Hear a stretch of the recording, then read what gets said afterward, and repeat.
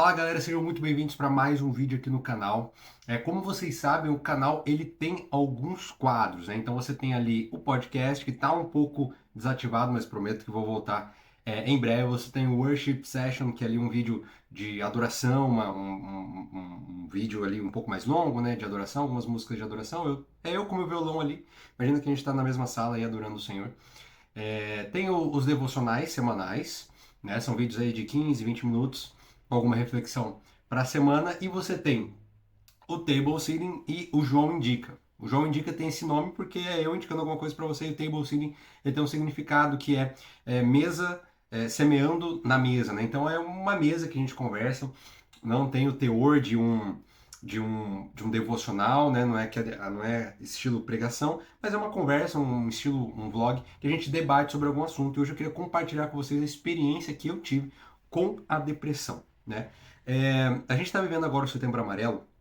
Já foi inclusive lançado um devocional sobre depressão aqui no canal. Depois você confere lá, vou tentar deixar o card aqui em cima. E os nossos olhos, né, a nossa atenção se volta mais uma vez para essa temática, que é tão importante, que são as doenças emocionais, que são ali os problemas, né, que afetam as nossas emoções, qual é a importância da gente cuidar da nossa saúde mental. E eu vou utilizar um paninho aqui, às vezes, porque tá um calor do caramba aqui em Guaíba. Aqui o clima no sul, você vive as 4 estações do ano. Os nossos olhos se voltam para essa temática e eu quero compartilhar contigo, porque talvez isso possa ajudar você a ajudar outros, ou se você está passando por essa situação, isso também pode ajudar você a lidar. Para quem não sabe, no ano de 2022 foi quando eu fui diagnosticado, laudado, clinicado, por assim dizer. O médico olhou para mim, fez uma anamnese e falou: Você está com uma depressão de severa a muito severa. O contexto de 2022 era uma vida extremamente corrida. A gente estava ajudando numa pequena igreja batista e todos os domingos, né, a gente estava praticamente, a gente estava ministrando. Então, é, todos os domingos, ali, toda semana eu estava ministrando louvor, estava pregando. Aos sábados também a gente atendia a igreja adventista. Então, tinha final de semana que era praticamente o final de semana todo voltado a ministrações, fora a rotina no trabalho, né? Eu trabalhava como social media de um colégio e tinha ali a rotina tradicional de um CLT. Então assim, a vida era bem corrida, não sobrava muito espaço. Eu lembro que eu acordava 4 da manhã, ia para academia, saía da academia, ia tomar banho, ia me arrumar para ir para o trabalho, chegava em casa às 7 horas da noite e ainda fazia faculdade, EAD de marketing digital na época. Então a nossa rotina era essa. Eu e a Nadine, a gente estava morando em Campo Grande, eu estava morando com meus pais, ela estava morando dividindo aluguel com uma colega de trabalho. E estava tudo bem. Sim, tava, apesar da correria, estava tudo bem. Hoje a Nadine fala que já havia alguns sinais. Eu não consigo hoje olhar para trás e identificar sinais. E a gente foi era agosto, ali meio de agosto, a gente foi num seminário, numa palestra sobre graça, um seminário teológico. E eu lembro que estava tudo bem até ali, né? A gente saiu de lá, ela foi para casa dela, foi para minha, e eu deitei na cama e pensei, eu comecei a coletar alguns projetos que eu tinha que eu tinha feito, algumas metas que eu tinha elaborado no início do ano para o ano e vi que não tinha batido nenhuma. Sabe aquelas metas de final de ano? E vi que não tinha batido nenhuma e deitei com esse pensamento. Quando eu acordei, no dia seguinte, isso foi de quinta para sexta, dia 18 de agosto, do dia 18 para o dia 19. Eu acordei sem vontade de viver. É difícil de explicar. Difícil explicar para quem não vive essa situação ou não convive com alguém que vivencia isso diariamente. A gente tem por mais que a nossa vida tenha os problemas, né? A gente tem ali algo que nos motiva, uma força motriz, um modus operandi, que faz a gente sair da cama, que faz a gente trabalhar, que faz a gente estudar, que faz a gente planejar coisas maiores, né?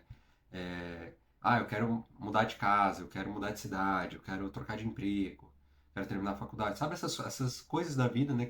Então a gente tem uma força motriz em nós que naturalmente vai fazendo a gente se mover, vai fazendo uns mais, outros menos, uns são mais parados, outros são mais. Mas em geral todos nós temos. É como se essa existência, essa vontade de existir, ela simplesmente fosse sacada.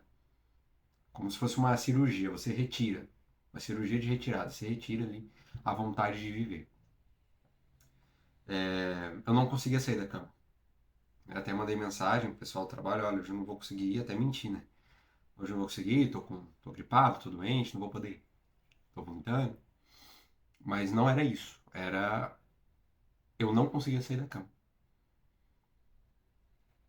De uma hora para outra.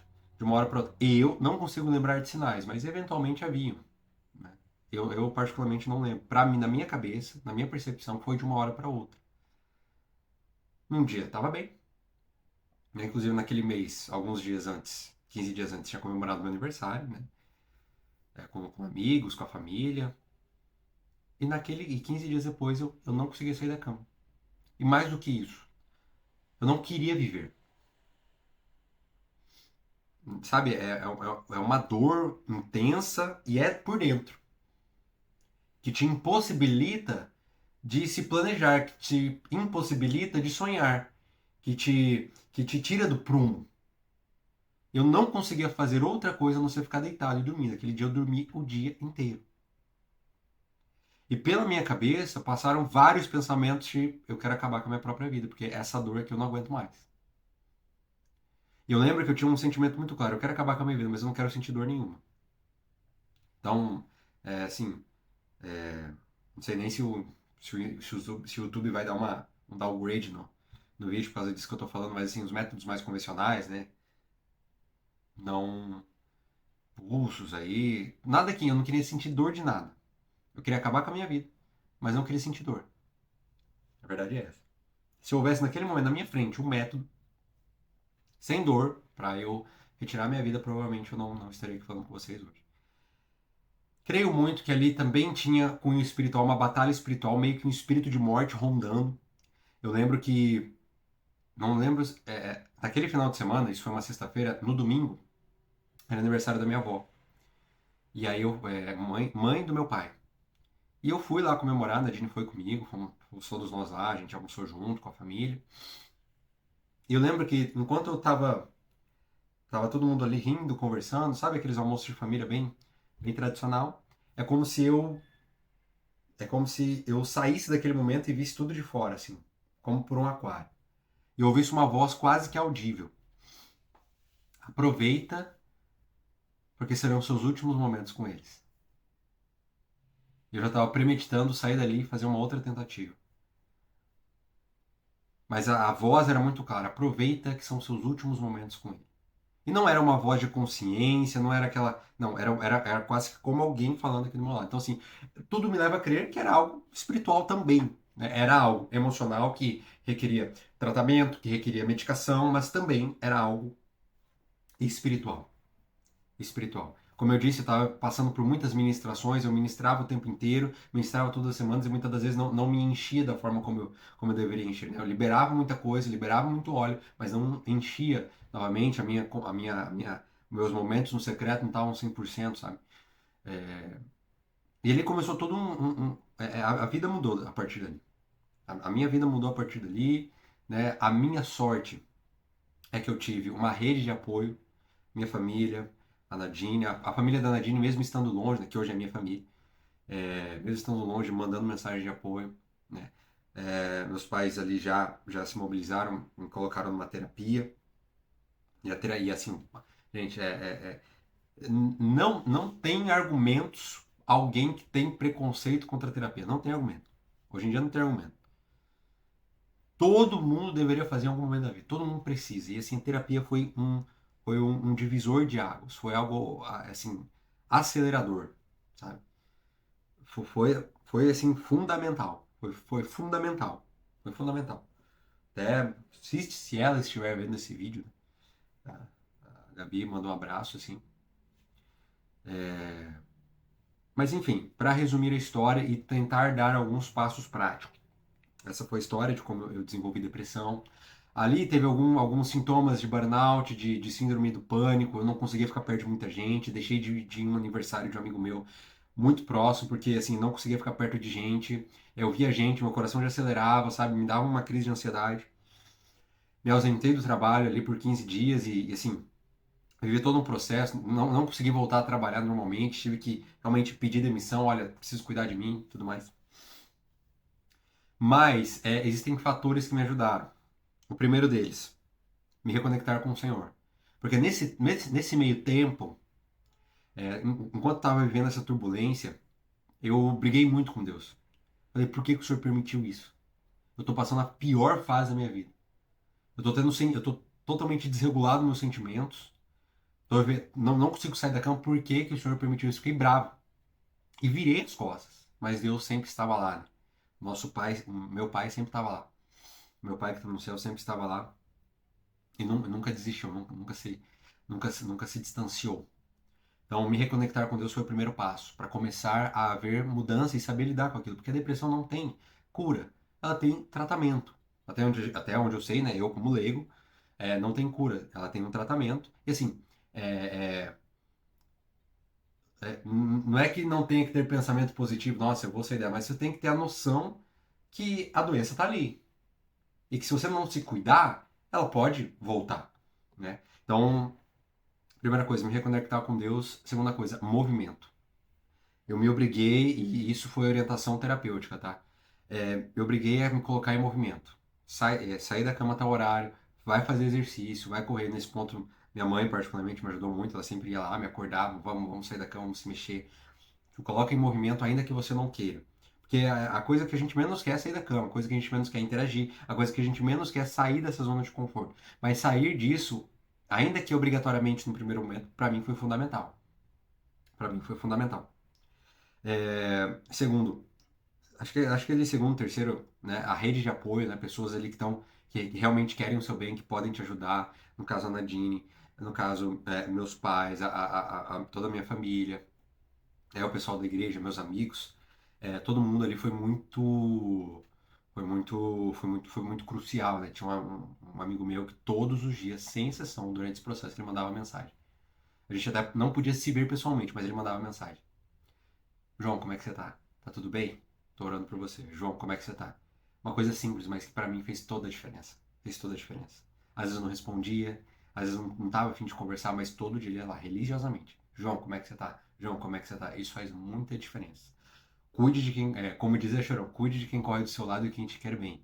Né? Se você tá vendo alguém que tá passando por uma situação, cara, se a única coisa que você tem, a única ferramenta que você tem nas suas mãos é o WhatsApp, aposte nisso porque dá muito resultado. No meu caso, deu muito resultado. Né?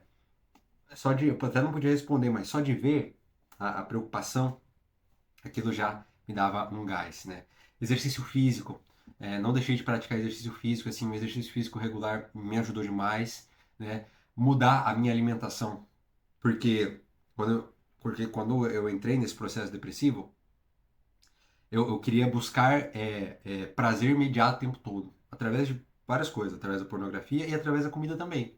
Então a minha comida era só porcaria. Eu queria comer porcaria o tempo inteiro. Né? E aí, quando eu mudei, procurei mudar minha alimentação, comer coisas mais saudáveis também me fez bem. Então esses foram aí os passos, né? Acompanhamento terapêutico, me reconectar com Deus, apoio familiar, ter uma rede de apoio que está ali contigo, que entende que entende que é uma doença, que entende os tratamentos corretos. A Nadine todos os dias perguntava: você já falou com Deus hoje? Já falou com Deus hoje? Já conversou com Deus hoje? Isso aí fez toda a diferença para mim. Né? Não, jamais teria conseguido passar por tudo isso sozinho, né? Me colocar em movimento. Acho que o principal disso tudo é se colocar em movimento, porque o movimento ele vai ativar todas as outras coisas. Ele vai te levar para o lugar no secreto, ele vai te levar para o acompanhamento terapêutico. E o movimento tem a ver com a quebra do orgulho, né? Tem a ver com você entender que você precisa de ajuda. Sozinho a gente pode ir a alguns lugares, mas assim, com pessoas a gente pode ir muito mais longe. Então, o se colocar em movimento, ele tem muito a ver com a quebra do orgulho. Entender que você precisa de ajuda, entender que você está doente, que está tendo um desequilíbrio químico no seu cérebro, que você precisa agir. Você precisa agir. Ainda que seja devagar, ainda que seja a passos de tartaruga, os seus olhos, mas se você está se movendo, já é 90% do caminho andado. Gente, essa foi minha experiência e é minha experiência com depressão. Tive é, recaídas, né? Mas assim, nunca mais voltei àquele estágio. E hoje estou bem, estou casado, né? Estamos servindo na igreja, estamos nos envolvendo. Estou formado hoje, né? Temos uma visão para a próxima década, eu e a Nadine, para a gente cumprir aí de acordo com a vontade de Deus. Tem projetos, tem o lançamento do livro, lancei infoprodutos, você pode conferir aqui embaixo também, lancei curso. Então a vida está andando, né? Tem dias e dias, mas aqueles dias cinza, sem cor, que tinham antes, hoje eu posso dizer que eu não tenho mais e não utilizo mais a medicação. E claro, como eu disse, ela está ali. E aí você tem que se policiar e se vigiar para entender que existem alguns gatilhos que podem te fazer voltar a ter estágios aí de depressão. Então, se cuidem. Se você está passando por isso, abra mão do teu orgulho, se coloque em movimento, procure ajuda. Procure ajuda profissional, procure ajuda do alto, sabe? Procure ajuda das pessoas que estão por ti, que querem te ver bem. Se coloque em movimento. E se você conhece alguém que está passando por isso ou manifestou algum desses sintomas, né? O isolamento social, sabe? A pessoa ficar só no canto dela, muitas vezes na maioria das vezes é uma doença silenciosa. Vamos ficar atentos a esses sintomas para que a gente possa ajudar o mais rápido possível. Beleza, galera? Espero que a minha experiência tenha te ajudado. Tá? Estamos juntos aqui. Quer conversar comigo? Manda um direct no Instagram. Manda e-mail. Se você usa e-mail ainda, manda e-mail. Comenta aqui embaixo, tá? A sua experiência. E a gente se vê no próximo conteúdo. Espero que tenha te ajudado.